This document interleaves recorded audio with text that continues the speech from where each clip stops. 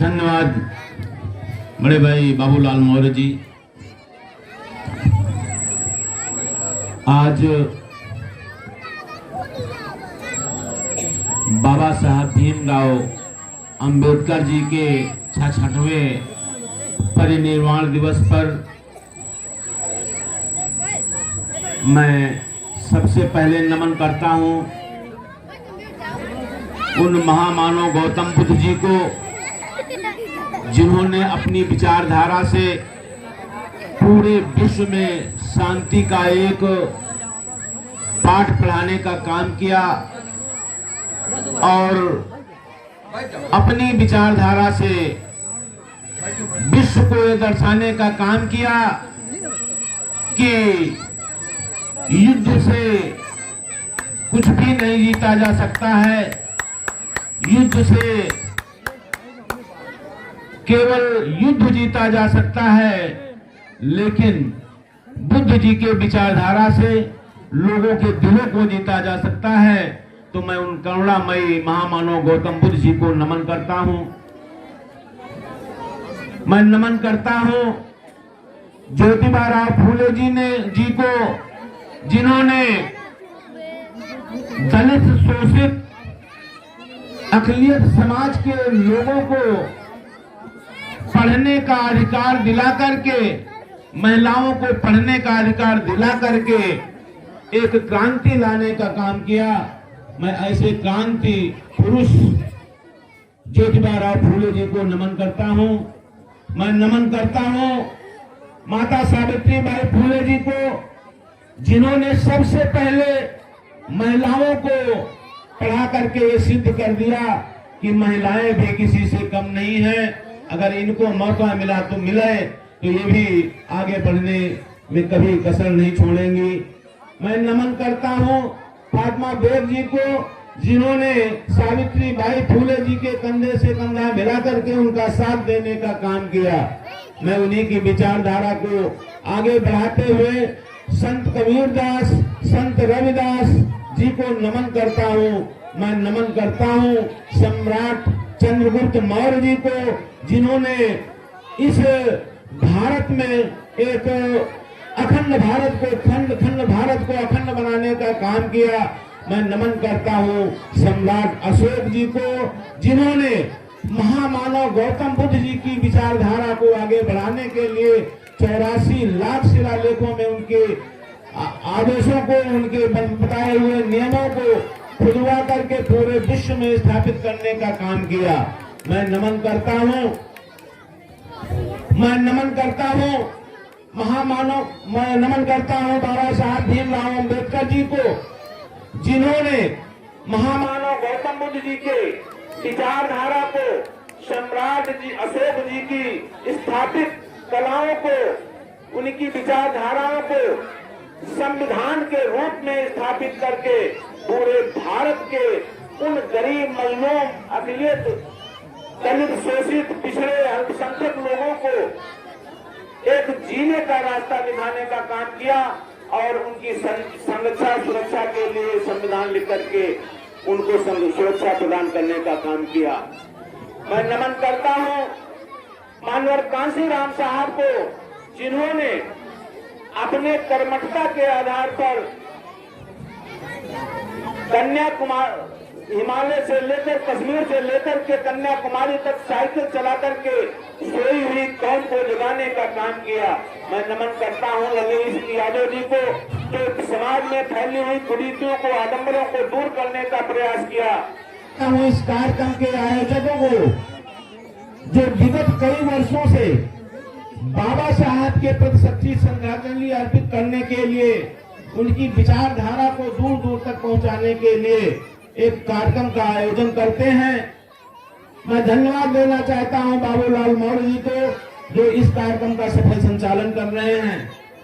साथियों, मैं अपने माता पिता और गुरुजनों को नमन करते हुए आए हुए जो विशेष करके नौजवान हैं, उन लोगों का आह्वान करता हूं कि अभी आप लोगों ने देवेंद्र भीमराव जी को सुना, कौशलेंद्र जी को सुना, जो बहुत ही उग्र विचारधारा के बाबा साहब के विचारों को बढ़ाने में सतत कार्यरत रहते हैं, इनकी विचारधारा को सुन करके आप लोग लाभान्वित हो। बाबा साहब ने कहा था शिक्षित हो। अगर आप शिक्षित नहीं होगे तो निश्चित तौर पर आप किसी भी कार्य को सही ढंग से संपादित नहीं कर पाएंगे। इसलिए पहली आवश्यकता है कि हम अपने बच्चों को पहली प्राथमिकता के तौर पर पढ़ाने का काम करें, उनको शिक्षित करने का काम करें। आधी रोटी खाएंगे, बच्चों को पढ़ाएंगे। अगर आप लोगों ने बच्चों को पढ़ा दिया, बच्चे चाहे लड़की हो और चाहे लड़के हों, लड़कों से ज्यादा आज शिक्षा की आवश्यकता है लड़कियों की, क्योंकि लड़की अगर पढ़ लिख गई तो एक परिवार के साथ साथ दो परिवारों को में उजाला फैलाने का काम करती है। तो साथियों, सबसे पहली प्राथमिकता हमारी शिक्षा की होनी चाहिए। उसकी बाद फिर हम लोग संगठित हो जाएं।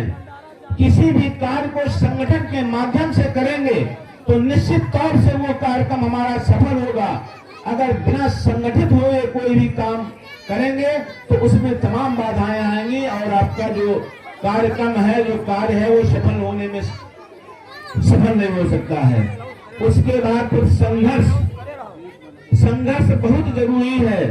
बिना संघर्ष किए हुए कुछ नहीं मिलता है। अगर आप सोचें कि बिना संघर्ष के हमको मिल जाएगा तो ऐसा संभव नहीं है। चमत्कार अब नहीं होता है।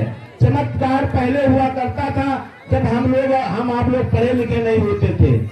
जब से बाबा साहब ने संविधान लिख दिया है तब से चमत्कार होना बंद हो गया है। अब आपके कार्य पर ही निर्भर करता है कि आपका भाग्य कैसा होगा। इसलिए बाबा साहब के विचारों को आत्मीयता के साथ में उनको ग्रहण कीजिए और उनके विचारों को मान करके, उनके बताए हुए रास्तों पर चल करके आप अपना जीवन तथा अपने बच्चों के जीवन को प्रशस्त कीजिए, जीवन के मार्ग को प्रशस्त कीजिए। तो साथियों, अभी आप लोगों ने बहुत ही उग्र विचारधारा के रूप में देवेंद्र भीमराव जी को सुना। बहुत ही अच्छे ढंग से उन्होंने बताने का काम किया। मैं उनकी सभी बातों से सहमत होते हुए मैं केवल ये बताना चाहता हूं कि जब तक हम आप बाबा साहब के दिए गए अधिकार को, जो उन्होंने बहुत ही कठिन परिश्रम करने के बाद तत्कालीन नेताओं से लड़ करके जो सबसे बड़ा अधिकार आपको दिया है, वोट का अधिकार, जब तक उसका आप सदुपयोग नहीं करेंगे, एक बोतल दारू 100, 200, 500, 1000 रुपए पर जब तक उसको आप लोग बेचते रहेंगे, तब तक निश्चित तौर पर आपके और आपके बच्चों का भविष्य उज्जवल नहीं हो पाएगा। इसलिए मैं निवेदन करना चाहूंगा कि बाबा साहब ने जो अधिकार आपको दिया है, उस अधिकार का सदुपयोग कीजिए। और जब तक उसका सदुपयोग नहीं कर पाओगे, जैसे अभी राजा के बारे में बताया उन्होंने कि राजा रजवाड़े हुआ करते थे, बाबा साहब ने संविधान लिख करके वोट का अधिकार आपको दे करके रानियों की पेट का ऑपरेशन कर दिया। अब राजा रानी के पेट से नहीं पैदा होगा, बल्कि अब वोटर मशीन से पैदा होगा। आप अपना राजा अपने इच्छा अनुसार बना सकते हैं। कोई लंगड़ा, लूला, अंधा, बुद्धि का हीन राजा आप अपने ऊपर स्वीकार मत कीजिए। राजा अपने आप पैदा कीजिए जो आपका सम्मान कर सके, आपके स्वाभिमान की रक्षा कर सके, आपके कार्यों को पूरा कर सके। बाबा साहब का सबसे बड़ा सपना यही था कि मैं अपने लोगों को शासक बनाऊंगा।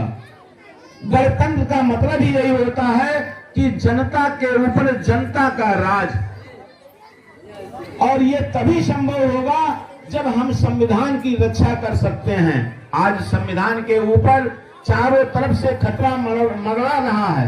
कारण यह है कि कुछ सामंती लोगों की उस संविधान के द्वारा बहुत हानि हो रही है और नुकसान हो रहा है, तो वो पूरी ताकत लगा रखे हैं कि किसी भी प्रकार से इस संविधान को नष्ट कर लिया जाए। और बाबा साहब के विचार तभी तक जिंदा रह सकते हैं जब तक बाबा साहब का संविधान भारत में लागू रहेगा। और जिस दिन बाबा साहब का संविधान भारत से मिटा दिया जाएगा, हम बाबा साहब को भूल जाएंगे। तो साथियों, बाबा साहब के विचारों को जिंदा रखने के लिए हमें अपने संविधान की रक्षा करनी होगी। और संविधान की रक्षा तभी होगी, आप लोगों ने कभी शायद देखा होगा तो बाबा साहब का हाथ ऐसे उठा रहता है, एक उंगली इशारा किया करती है। उसका मतलब होता है कि संविधान के माध्यम से, अपने वोटों के अधिकार से सदन पर कब्जा करो, चाहे वो प्रदेश का सदन हो और चाहे केंद्र का सदन हो। जब तक उस पर आप कब्जा नहीं कर पाएंगे, तब तक ये सामाजिक संगठन आपको जीने की राह तो बताते रहेंगे। सामाजिक संगठन के माध्यम से आपके अंदर, आपके आसपास जो कुरीतियां फैली हैं वो तो दूर होती रहेंगी, लेकिन सच्चा अधिकार आपको जब सदन पे कब्जा करोगे तभी मिल पाएगा। और सदन पर कब्जा तभी मिल पाएगा जब आप लोग अपने अच्छे और बुरे की पहचान अपने नेता के माध्यम से समझने का काम करेंगे, तभी आप उस संविधान की रक्षा कर पाएंगे। साथियों, जैसा कि आप लोग जानते हैं, ये कार्यक्रम विगत कई वर्षों से चला आ रहा है और इसका उद्देश्य मात्र केवल यही होता है कि आप लोग बाबा साहब के नाम को सुने। जब नाम सुनेंगे तो उनके बारे में मनन करेंगे, जब मनन करेंगे तो उनके विचारों को आत्मसात करेंगे, जब आत्मसात करेंगे तो उनके जैसा बनने का प्रयास करेंगे। बाबा साहब ने क्या कुर्बानी नहीं दी है। अगर उनके इतिहास के, उनके जीवन के बारे में बताया जाए तो 24 घंटा क्या 36 घंटा भी कम पड़ जाएगा। अगर बाबा साहब चाहते तो भारत ही नहीं, दुनिया के किसी कोने में भी पहुंच जाते और उनका इतना सम्मान होता कि चाहे जिस देश के राष्ट्रपति बन जाते, लोग उनको सराखों पर बिठाते। आप लोगों ने सुना होगा, कोलंबिया विश्वविद्यालय में 300 वर्षों के बाद सर्वेक्षण हुआ, तो उस सर्वेक्षण में 100 लोगों को छांटा गया और 100 लोगों में फिर सर्वेक्षण हुआ तो नंबर 1 पर बाबा साहब आए। और बाबा साहब के आने के बाद कोलंबिया विश्वविद्यालय के गेट पर एक प्रतिमा लगाई गई और विश्व के सबसे ताकतवर व्यक्ति ने उस प्रतिमा का अनावरण किया और उसमें लिखा गया, ज्ञान का प्रतीक, सिंबल ऑफ नॉलेज। तो ज्ञान के भंडार थे बाबा साहब और उसी ज्ञान को अपने बच्चों के अंदर भरना है। और उस ज्ञान को आप शिक्षा के माध्यम से भर सकते हैं और किसी कहानी के माध्यम से, किसी पुराण के माध्यम से, किसी भी अन्य तरीके से नहीं भर सकते हैं। उस ज्ञान का पिटारा आप अपने बच्चों के अंदर केवल शिक्षा के माध्यम से भर सकते हैं। और आज सबसे ज्यादा कुठाराघात हो रहा है शिक्षा के ऊपर। आपके बच्चों को सही ढंग से शिक्षित नहीं होने दिया जा रहा है, हर प्रकार से उनको डेमोलाइज किया जा रहा है, उनको ऐसी रास्ते पर ढकेला जा रहा है कि उनको साक्षर तो बनाया जा सकता है लेकिन शिक्षित नहीं बनाया जा सकता है। इसलिए सबसे पहली जरूरत है कि आप लोगों की मंशा को समझिए और अपने बच्चों को शिक्षित कीजिए। तो साथियों, अभी हम लोग कई कार्यक्रमों से आए हुए हैं और आप लोग भी घर को जाना चाहते हैं, इसलिए और अभी वक्तागण हमारे बीच में हैं, मैं आगे ज्यादा ना बोल करके मैं पुनः सभी आए हुए ग्राम सभा के, अन्यत्र ग्राम सभाओं से जितने भी माताएं बहनें, भाई बंधु, बच्चे आए हुए हैं, सबका मैं स्वागत, अभिनंदन, वंदन करते हुए मैं मंचा से सभी वक्ताओं का, समाज सेवकों का मैं सम्मान के साथ अभिनंदन करते हुए मैं अपनी बात को विराम लेता हूं। जय भीम, जय भारत, नमो बुद्धाय। हेलो, हाँ